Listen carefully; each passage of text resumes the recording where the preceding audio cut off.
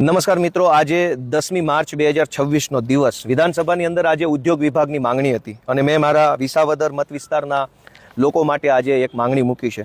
સૌથી પહેલાં તો વિસાવદર અને ભેસાણ બંને તાલુકામાં એક સારામાં સારી આધુનિક સુવિધા ધરાવતી લાઇબ્રેરી પુસ્તકાલય બને એની માંગણી મેં આજે યુવા સાંસ્કૃતિક વિભાગના મંત્રીશ્રી અને ઉદ્યોગ મંત્રી સમક્ષ કરી છે.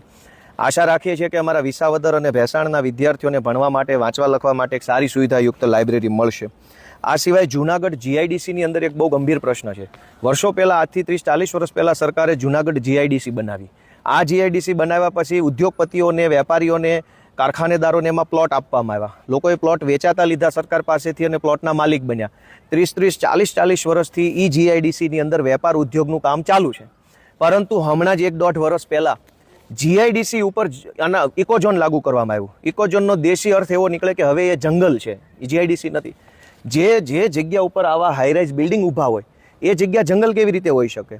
સરકારે જમીન સંપાદન કર્યું. આજથી 40 વર્ષ પહેલાં જમીન સંપાદન કર્યું, એના પ્લોટ પાડ્યા, એના દસ્તાવેજ કરી આપ્યા, એનું લખાણ કરી આપ્યું. એ દસ્તાવેજના આધારે પ્લોટના માલિક બન્યા. એ માલિક બનેલા વેપારીઓએ ત્યાં જીએસટી નંબર લીધો, ત્યાં ઇન્કમટેક્સ ભરે છે, ત્યાં લાઇટનું મીટર આપ્યું, ત્યાં પાણીનું કનેક્શન આપ્યું. એ પ્લોટની ઉપર લોનો લીધેલી છે કરોડો રૂપિયાની. બધું વર્ષોથી ચાલે છે. અચાનક તે જીઆઈડીસી નથી, હવે જંગલ છે એવું સરકારે પરિપત્ર બહાર કર્યો.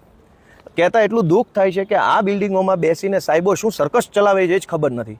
અનેક ઉદ્યોગપતિઓએ, વેપારીઓએ સરકારનું ધ્યાન દોરે છે કે ભાઈ સાહેબ બાપા, એ જંગલ નથી, ત્યાં હાઈરાઇઝ બિલ્ડિંગ ઊભા છે, હેવી મશીનરી પડેલી છે, ત્યાંથી કરોડો રૂપિયાનો ટેક્સ ભરાય છે, કરોડો રૂપિયાની લોનો લીધેલી છે એ સરનામા ઉપર. એ જંગલ કેવી રીતે હોઈ શકે?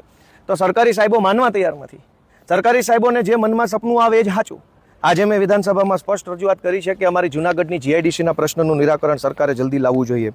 સુરતનો ટેક્સટાઇલ ઉદ્યોગ જે છે, એ સુરતના ટેક્સટાઇલ ઉદ્યોગ વિશે આજે મેં સરકારને રજૂઆત કરી હતી કે ગુજરાતના ઉદ્યોગ મંત્રી હર્ષ સંઘવી તો સુરતના છે અને સુરતમાંથી તમામ જે ઉદ્યોગપતિઓ છે એ અત્યારે ત્યાંથી સ્થળાંતર કરી અને મહારાષ્ટ્રની બોર્ડર પર આવેલા નવાપુર ખાતે જઈ રહ્યા છે. કેમ ભાઈ? કેમ કે હર્ષ સંઘવીએ, ભાજપની સરકારે સુરતના ટેક્સટાઇલ્સના ઉદ્યોગપતિઓને સબસિડી આપવાનું બંધ કર્યું છે. હવે વેપારી જ્યારે વેપાર કરે અને સરકાર એને મદદ ન કરે તો વેપાર કરી શકાય નહીં. અને એટલે જે જિલ્લામાં ઉદ્યોગ મંત્રી રહેશે એ જ જિલ્લાના ઉદ્યોગપતિઓ લાચારીવશ, મજબૂરીવશ સ્થળાંતર કરી અને ગુજરાતમાંથી વેપાર ઉદ્યોગો બીજા રાજ્યમાં જઈ રહ્યા છે, એ બાબતની ચિંતા મેં આજે વિધાનસભામાં કરી છે. આ સાથે રત્નદીપ યોજના સરકારે બહાર પાડી હતી, રત્ન કલાકારોના બાળકોને મદદ આપવા માટે. અનેક રત્ન કલાકારો એવા છે જેણે ફોર્મ ભર્યા પણ કાણી કોડી મળી નથી. ઉલટાનો ફોર્મ ભરવાનો 2,000 રૂપિયાનો ખર્ચો થઈ ગયો. આજે મેં વિધાનસભામાં મંત્રીને રજૂઆત કરી છે કે ભાઈ, જે રત્નદીપ યોજના ફોર્મ ભરનારા લોકોને રત્નદીપ યોજનાનો લાભ નથી મળ્યો અને વહેલી તકે યોજનાનો લાભ આપવામાં આવે અને આ યોજનાથી જોડાયેલા રત્ન કલાકારો પોતાના બાળકોની ફી ભરે એના માટે જલ્દી આયોજન કરવામાં આવે. તો આમ કુલ અનેક વિષયો ઉપર મેં આજે 10 તારીખે, માર્ચ મહિનાની 10મી તારીખે વિધાનસભામાં રજૂઆત કરી છે. Thank you so much.